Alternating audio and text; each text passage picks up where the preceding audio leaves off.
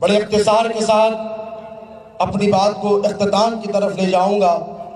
اولاً تو یہ کہ آپ بہت دیر سے بیت المسجد اور مسجد اقصیٰ کے تحفظ کے متعلق، اس کی تاریخ کے متعلق علماء کرام سے خطابات سنتے آ رہے ہیں۔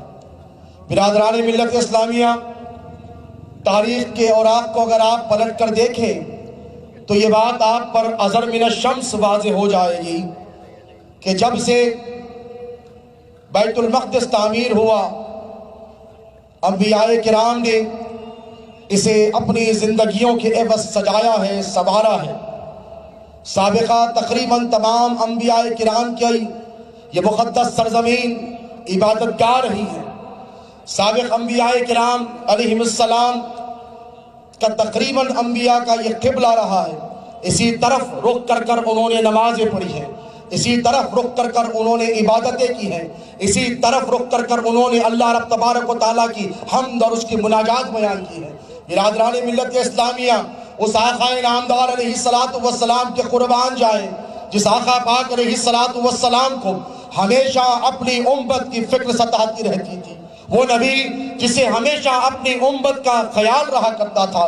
میرے آقا و مولا علیہ السلام کی چشم نبوت 1400 برس پہلے یہ منظر مناظرہ کر رہی تھی۔ میرے نبی اس منظر کو اپنے چشم نبوت سے دیکھ رہے تھے کہ ایک وقت ایسا آئے گا کہ 1300 سال مسلمان بیت المقدس پر حکمراں رہے گا، فلسطین پر مسلمانوں کی 1300 برس حکومت رہے گی، لیکن اس کے بعد ایک ایسی حکومت آئے گی جو غیر جائز طور پر، ناجائز طور پر مسجد اقصیٰ پر، بیت المقدس پر قابض ہو جائے گی اور مسلمانوں کو تانا دے گی اور یہ کہے گی کہ تمہارا قبلہ وہ ہے جس پر ہمارا تسلط ہے، تمہارا قبلہ وہ ہے جس پر ہماری حکومت ہے۔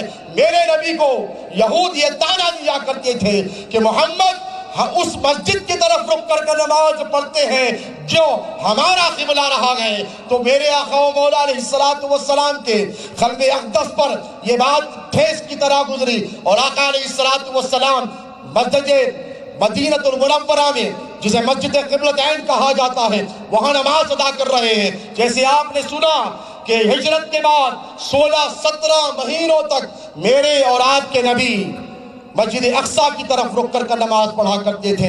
نبی نے یہ تانا اپنے لیے تو برداشت کر لیا، لیکن اپنی امت کے، اپنی قیامت تک آنے والی امت کے خیال میں آقا علیہ السلام مضطرب رہا کرتے تھے۔ حضور کے قلب اقدس پر یہ ٹھیس کی طرح بات گزرا کرتی تھی، میرے نبی نماز پڑھا رہے ہیں، رخ مسجد اقصیٰ کی طرف ہے، پیچھے صحابہ کرام کا مقدس ترین گروہ ہے، نبی امام ہے، اختتام صحابہ ہے۔ نبی کے دل میں یہ خیال گزرا کہ مولا کیا ہی یہ مناسب ہوتا کہ مسلمانوں کا قبلہ وہ ہوتا جسے میرے باپ ابراہیم نے بنایا ہے، مسجد اقصیٰ نہیں ہوتی، حرم مکہ ہوتا۔ اللہ رب تبارک و تعالیٰ نے کلام پاک کی آیت مبارکہ کو نازل فرمایا، کہا قد نرا تقلب وجهك في السماء فلنولينك قبلة ترضاها فولي وجهك شطر المسجد الحرام۔ اے محبوب، ہم آپ کا بار بار آسمان کی طرف دیکھ رہے ہیں، توجہ ہے آپ کی، اختصار سے اپنی بات کہہ رہا ہوں۔ اے محبوب، ہم آپ کا بار بار آسمان کی طرف دیکھ رہے ہیں، پس پھیر دیں گے ہم آپ کو اس قبلے کی طرف جس میں آپ کی مرضی ہے۔ مصطفیٰ مسجد اقصیٰ سے رخ پھیر لیں اور اس طرف پھیر دیں جس میں آپ کی مرضی ہے۔ برادران ملت اسلامیہ، تحویل قبلہ کا وہ تاریخ ساز واقعہ رونما ہوا جسے قرآن نے اس پر مہر ثبت کر دی۔ حضور اقدس صلی اللہ علیہ وسلم کو ایسا نہیں ہے کہ مسجد اقصیٰ سے دلچسپی محبت نہیں تھی، حضور کو قلبی لگاؤ تھا۔ سابقہ انبیاء کرام کی اس مقدس ترین سرزمین سے حضور اقدس صلی اللہ علیہ وسلم کو بے پناہ محبت تھی، اور سفر معراج جہاں میرے آقا و مولا علیہ السلام جب یروشلم میں بیت المقدس پہنچے تو تمام انبیاء کرام کی امامت فرمائی۔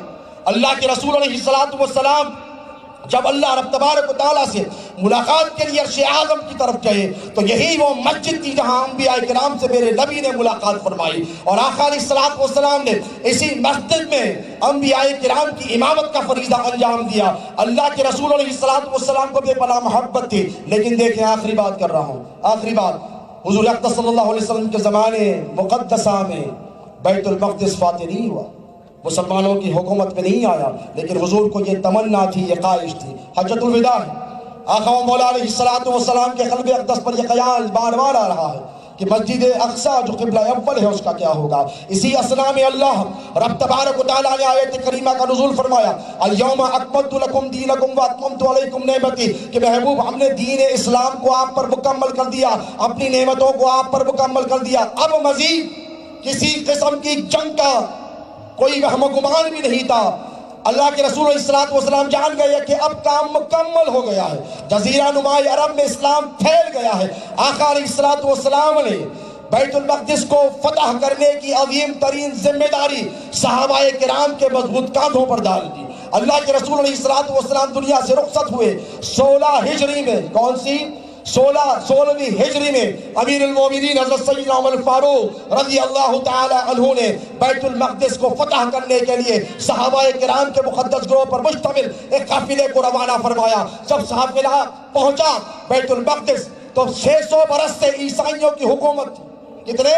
600 برس سے عیسائی اس سرزمین پر حکومت کر رہے تھے۔ انہوں نے تمام تر اعتبارات سے اس قلعے کو اتنا مضبوط کر لیا تھا کہ دنیا کی کوئی طاقت اس قلعے میں داخل نہیں ہو سکتی، اکنامکلی اسٹرانگ کر لیا تھا، اور انہوں نے وارفیئر کے اعتبار سے اسٹرانگ کر لیا تھا، اس قلعے کو سیلف سسٹینیبل بنا لیا تھا، اور ایسا مضبوط کر دیا تھا کہ کوئی دنیا کی طاقت اس میں داخل نہیں ہو سکتی۔ صحابہ پہنچے، قیام کیا، بہت دیر رکے، بہت کوشش کی۔ یہ منظر جب عیسائی راہبوں نے دیکھا، علماء نے دیکھا ان کے، وہ نکل کر فصیل پر آئے۔ بیت المقدس فصیل میں گھرا ہوا ہے، سارا شہر فصیل میں، باؤنڈری میں گھرا ہوا ہے۔ اوپر آئے اور آ کر کہنے لگے کہ تم ایسے اس کو فتح نہیں کر سکو گے، ناممکن ہے، تم یہیں رہو، تمہاری ہڈیاں نکل آئیں گی، تمہاری زندگیاں ختم ہو جائیں گی، لیکن تم اس قلعے کو فتح نہیں کر سکو گے۔ جتنی زندگی کے لیے ضروریات ہیں وہ ساری یہاں پر موجود ہیں۔ یہاں پر ہم نے پانی کا بھی انتظام کر رکھا ہے، غذائیات کا بھی انتظام کر رکھا ہے، ادویات کا بھی انتظام کر رکھا ہے، میڈیسن کا بھی انتظام کر رکھا ہے۔ تم ہمیں نہیں ہرا سکتے۔ ہاں، ایک شخص ہے جس کے بارے میں ہمارے صحیفوں میں آیا ہے، اگر وہ آئے گا تو ہم اس سے لڑنے کی جرات نہیں کر سکے۔ پوچھا گیا وہ کون ہے؟ تو کہا تمہارا وہ بادشاہ جو فقیر ہوگا، تمہارا وہ بادشاہ جو فقیر ہوگا۔ صحابہ کرام نے کہا کہ ہمارے بادشاہ تو امیر المومنین حضرت سیدنا عمر فاروق رضی اللہ تعالی عنہ ہے، اور ان کی فقیرانہ زندگی صحابہ کے سامنے تھی۔ خط لکھا گیا امیر المومنین سیدنا فاروق اعظم رضی اللہ تعالی عنہ کو، کہا گیا کہ خلیفۃ رسول اللہ آپ فوراً آئے، آپ نہیں آئیں گے تو بیت المقدس فتح نہیں ہوگا، مسلمانوں کا خواب کبھی پائے تکمیل کو نہیں پہنچے گا، یہ خواب شرمندہ تعبیر نہیں ہوگا۔ حضرت عمر فاروق رضی اللہ تعالی عنہ ایک خادم کو لے کر، تنہا ایک خادم کو لے کر، یہ دیکھیں سادگی، ایک خادم کو لے کر بیت المقدس کی طرف چلے۔ 30 دن کا سفر مکمل کیا۔ کبھی اونٹ پر آپ بیٹھتے ہیں، کبھی اونٹ پر خادم کو بٹھاتے ہیں، اور ایک منزل چلتے ہیں تو خادم نیچے ہوتا ہے، امیر المومنین اوپر ہوتے۔ الغرض جب یروشلم پہنچے، بیت المقدس کے شہر کو پہنچے تو وہاں لوگ آئے، انہوں نے استقبال کیا اور آ کر کہنے لگے امیر المومنین آپ ایسے نہیں جا سکیں گے علماء کے سامنے، آپ کو لباس بدلنا ہوگا، آپ کے کپڑے پھٹے ہوئے ہیں، آپ اس طریقے سے نہیں جائیں گے، یہ بڑے تہذیب والے لوگ ہیں، یہ بڑے تمدن والے لوگ ہیں، یہ بڑے کلچرڈ لوگ ہیں، یہ بڑے سویلائزڈ لوگ ہیں، آپ اس طرح کی نہیں جا سکتے، آپ کو لباس بدلنا ہوگا۔ امیر المومنین حضرت عمر فاروق نے کہا مجھے عزت لباس سے نہیں ملی ہے، مجھے عزت دولت سے نہیں ملی ہے، مجھے عزت منصب سے نہیں ملی ہے، اللہ نے مسلمانوں کو عزت اسلام کے ذریعے عطا فرمائی ہے۔ وہ جب آئے اور آ کر رکے تو علماء نے جب دیکھا، عیسائیوں نے، نصرانیوں نے کہا یہی وہ ہے جن کے بارے میں ہمارے صحیفوں میں لکھا ہے بغیر خون کا ایک قطرہ بہے، بغیر خون کا ایک قطرہ بہے، بیت المقدس مسلمانوں کے قبضہ و اختیار میں آ گیا۔ اور حضرت امیر المومنین سیدنا عمر فاروق رضی اللہ تعالی عنہ نے مساوات کا، ریلیجس ٹالرنس کا وہ درس دیا جسے آج بھی یہود بھلا نہیں سکتے۔ یہودیوں کو اجازت نہیں تھی کہ وہ، عیسائیوں نے 600 برس تک تقریباً ان کے لیے دروازے بن کر کے رکھے تھے، لیکن حضرت عمر فاروق رضی اللہ تعالی عنہ نے اجازت دی، یہودی آئے اور وہاں آ کر عبادت کرے۔ 1300 برس کم و بیش مسلمانوں کا تسلط رہا، غلبہ رہا، انہی کی حکومت رہی۔ اور دیکھیں صلاح الدین ایوبی رحمہ اللہ نے اسے فتح کیا۔ صلاح الدین ایوبی کے مربی، رہنما اور رہبر حضرت سید نور الدین زنگی تھے، جنہیں اللہ کے رسول علیہ السلام سے بے پناہ محبت تھی۔ دوستو آخری بات آپ کی سماعتوں کے حوالے کر رہا ہوں کہ حضرت نور الدین زنگی نے صلاح الدین ایوبی کو اپنی آغوش تربیت میں لیا اور ایسی تربیت دی کہ جب دمشق میں، سیریا میں عیسائیوں نے فتنہ انگیزیاں شروع کی تو وہاں پر پولیس کا کمشنر بنایا۔ اس کے بعد مصر میں عیسائیوں نے مسلمانوں پر ظلم و زیادتیاں کی تو وہاں کا گورنر بنا کر بھیجا، اور وہ جب وہاں پر فاتح ہوئے، نور الدین زنگی کا انتقال ہوا تو صلاح الدین ایوبی مسلمانوں کے رہنما بنے، مسلمانوں کے قائد بنے، مسلمانوں کے بادشاہ بنے۔ واحد شخصیت ہے جس نے امیر المومنین عمر فاروق رضی اللہ تعالی عنہ کے بعد بیت المقدس پر دوبارہ قبضہ کیا تھا۔